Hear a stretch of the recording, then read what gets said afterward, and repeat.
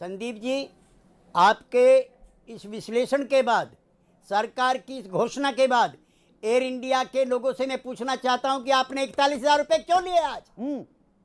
मेरे पैसे लौटाइए, वरना मैं भूख हड़ताल पे बैठूंगा।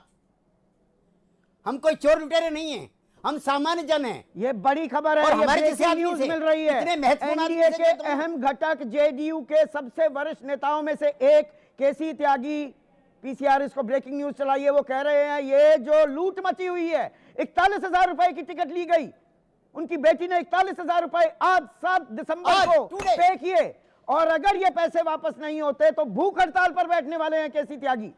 एनडीए के अहम घटक के बहुत वरिष्ठ नेता वो भूख हड़ताल की, अनशन की धमकी दे रहे हैं। केसी त्यागी साहब, राम मोहन नायडू कह रहे हैं इंडिगो जिम्मेदार है। सरकार कहां थी? सरकार क्यों है इतनी लाचार? सरकार कहां थी? इस सवाल का भी तो जवाब मिलना चाहिए कि नहीं मिलना चाहिए?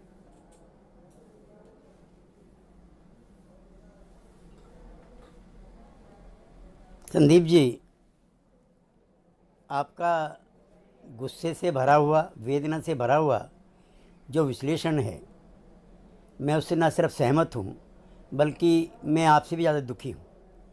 मेरी एक बिटिया कल इंडिगो से मुंबई जा रही थी लोग का फाइनल एग्ज़ाम देने के लिए, और मैं इसमें एयर इंडिया को भी घसीटना चाहता हूँ साजिश में। उसकी फ़्लाइट कैंसिल होगी। आज वो, मैं ऑन रिकॉर्ड कह रहा हूँ, एनडीए का बहुत महत्वपूर्ण घटक का बहुत महत्वपूर्ण पदाधिकारी होने के नाते 41,000 रुपये का टिकट मेरी बेटी ने लिया मुंबई का, एयर इंडिया का। मैं चाहता हूँ मंत्री हो, डीजीसी हो, कोई भी हो, मेरा पैसा वापस होना चाहिए। पैसा वापस नहीं, ये अपराध है। एक मिनट ऐसा मैंने केसी त्यागी साहब, और इसको हम हेडलाइन बनाने वाले हैं। ये खुल्लम खुल्ला डकैती है, अपराध है और अनदेखी है नियमों की। कल ही तो डीजीसीए ने नियम बना दिए थे, सीमा तय कर दी थी। 1,000 से 1,500 किलोमीटर के बीच की जो दूरी है वहां पर 15,000 रुपए से ऊपर का फ्लाइट टिकट हो ही नहीं सकता। 1,500 से किलोमीटर ऊपर हो तो 18,000। मुंबई का एरियल डिस्टेंस 1,350 किलोमीटर है। 41,000 कैसे लिए जा रहे हैं? सरकार हमें बेवकूफ बना रही है। मतलब मेरे पास रसीद है, ये देखिए संदीप जी, मेरे पास रसीद है आज की 4:15 या 4:20 की फ़्लाइट की, अपनी बच्ची की 41,000 रुपये। मैं नायडू जी से भी कहना चाहता हूँ, एयर इंडिया वालों से भी कहना चाहता हूँ कि मुझको अपना बाकी बकाया वापस चाहिए, जिसमें मैंने 15,000 रुपए से ऊपर नहीं ले सकते। खुली डकैती चल रही है, ये लूट मची हुई है और सरकार आंखें मूंद कर बैठी हुई है, शतुरमुर्ग बनी हुई है। ये कोई दिक्कत नहीं है। 3 नवंबर से क्राइसिस है, इसका लाइसेंस सस्पेंड किया जाना चाहिए, जिस संस्था का नाम है इंडिगो। अगर कल से ही ठीक ना, तीसरा एंड अबोल, मेरे जैसे जो उपभोक्ता है, कंज्यूमर है, जिनके कई हजार लाख करोड़ रुपए जरूरत में चले गए हैं एयर इंडिया के पास, दूसरी एयरलाइंस के पास, उनका एक एक पैसे का भुगतान होना चाहिए।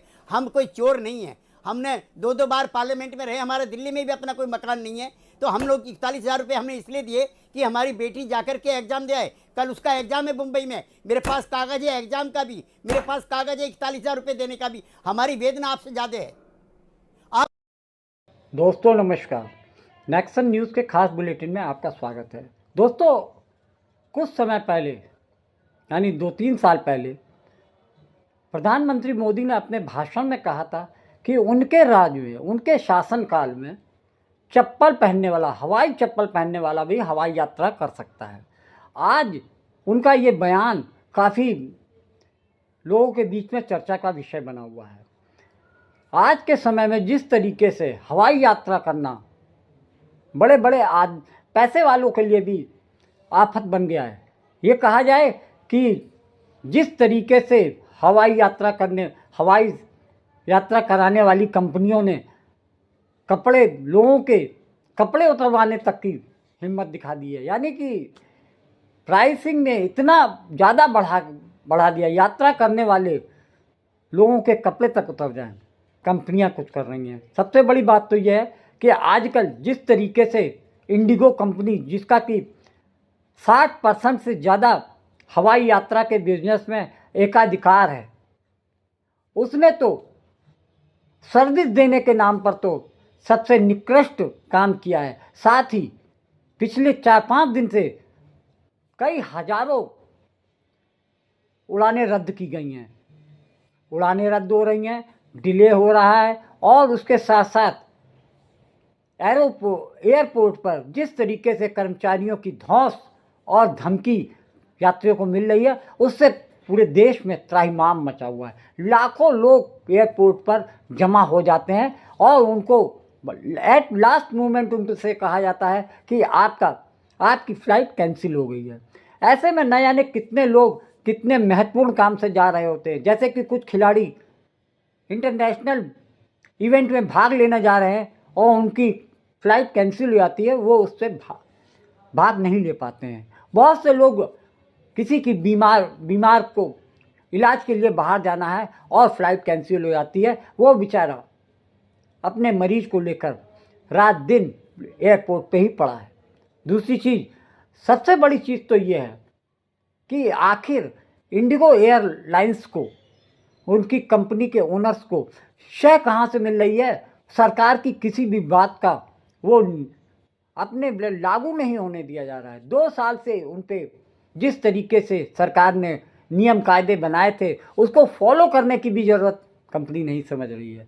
आखिर ऐसी क्या बात है कि कंपनी सरकार के कानूनों को ठेंगा दिखा रही है, अंगूठा दिखा रही है, और सरकार कान में तेल डालकर पड़ी हुई है। सबसे बड़ी बात तो ये नज़र आ रही है, एयर फ्लाइट्स में, एयर के बिजनेस में जिस तरीके से दिन दुगनी रात चौगनी की जो व्यवसाय पे इंडिगो का कब्जा हुआ है, उसमें साफ पता चल रहा है कि सरकार और कंपनी के बीच में जो मिली भगत हो रही है, उससे जनता को लूटने में ये दोनों ही सफल दिख रहे हैं।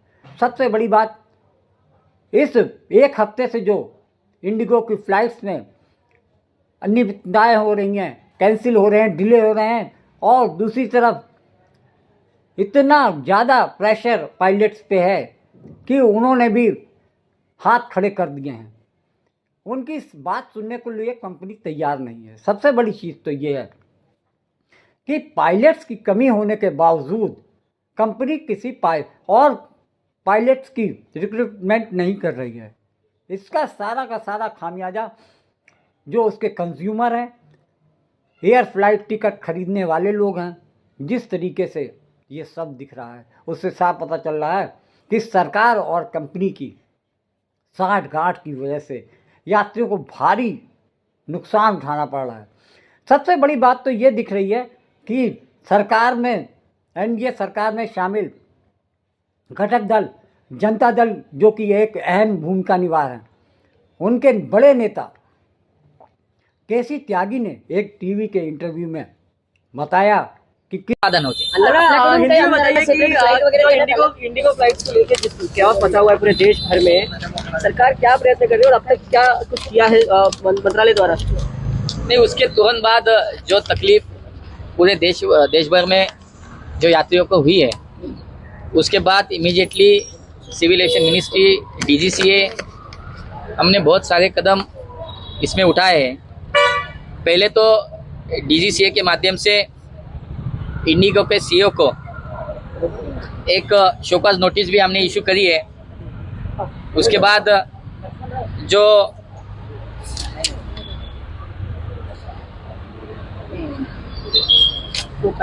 नहीं, उसके बाद वो जो क्राइसिस के समय जिसके एफडीटीएल के बारे में जो उसके बाद इंडिगो ने जो तुरंत उस पर काम करना चाहिए था, उन्होंने न करने की वजह से ये सब कियास हो गया है।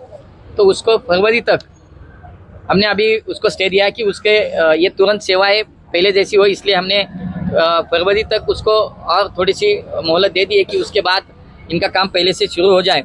दूसरी ओर एक 4 लोगों की एक उच्च स्तरीय इंक्वायरी कमेटी वहाँ पे हमने अपॉइंट करी है, उसका रिपोर्ट भी आएगा एक्चुअली। और इसमें जो ये क्राइसिस की समय बाकी एयरलाइंस की जो टिकट की प्राइजेस बढ़ी थी, उसको भी हमने कंट्रोल में लाया है कि जितना प्रवास है, जितना किलोमीटर है, उसके हिसाब से कितना फेयर होना चाहिए मैक्सिमम, उसका भी हमने तुरंत इंतज़ाम किया है। 24/7 एक कंट्रोल रूम हमने शुरू करी है, तो उस पर बहुत सारे काम चल रहे हैं, इंस्ट्रक्शन दे रखी है। और मुझे लगता है कि जो हाई लेवल पे हमने जो कमेटी अपॉइंट करी है इंक्वायरी के लिए, उनका रिपोर्ट आने के बाद उसमें जो जो सामने आएगा, तो बिल्कुल जिसकी गलती है, जिसके माध्यम से हुआ है, बिल्कुल उसको उस पर कार्रवाई होगी। मंत्री, आप नियमों का हवाला दे रहे हैं, एफडीटीएल की बात करें तो आप कह रहे हैं जिसकी गलती, लेकिन यहाँ पे साफ तौर पे गलती जो दिख रही है वो प्राइमरी जो इंडिगो की नजर आती है। क्या अकाउंटेबिलिटी फिक्स होगी और कठोर कार्रवाई? क्योंकि विपक्ष का भी ऐसी ही मांग है, विपक्ष भी यही कह रहा है कि कार्रवाई की जानी चाहिए सरकार द्वारा। नहीं, बिल्कुल होगी, क्योंकि उसी के लिए तो तुरंत इंडिगो के सीईओ को शोकॉज नोटिस इशू करी है। 24 आवर्स के अंदर उनका जवाब आना, हमने उनको बोला कि 24 आवर्स के अंदर जवाब देना चाहिए। एक इंक्वायरी कमेटी की भी वहाँ पे गठन किया गया है। तो जो कोई कसूरवार है, जिसकी गलती है, कोई भी हो, बिल्कुल उस पर कार्रवाई हो। कार्रवाई की बात होगी। अब सुविधा के लिए क्या कर रहे हैं आप लोग, जो यात्री, क्योंकि अभी भी पूरी तरह से शुरू नहीं हुई है पूरी सुविधाएं, तो यात्रियों को परेशानी ना हो इसके लिए आप क्या? नहीं, अभी जो 2 दिन पहले जो स्थिति थी वो बहुत ही गंभीर थी। आहिस्ता आहिस्ता अभी थोड़ा सा साधारण स्वरूप पे वो स्थिति नज़र आती है। तो अभी ये सेवा पहली जैसी शुरू होने के लिए सभी के प्रयास हमारे शुरू है। किसी भी एयरपोर्ट पे अभी पहले 2 दिन जैसा माहौल था, जैसी परिस्थिति है, वैसे अभी नहीं दिखाई दे रही है। तो ये जो हमारे प्रवासियों ने जो टिकट बुक करी थी, जो पैसे दिए थे, तो उनको कोई भी कैंसिलेशन जो फी होती है, चार्जेस होते हो, चार्जेस नहीं लेना चाहिए और तुरंत उनके पैसे वापस देना चाहिए। 48 आवर्स के अंदर उनके लगेज जो बैगेज है वो उनको मिल जाए। ऐसे बहुत सारी सूचनाएं हमने दी हैं।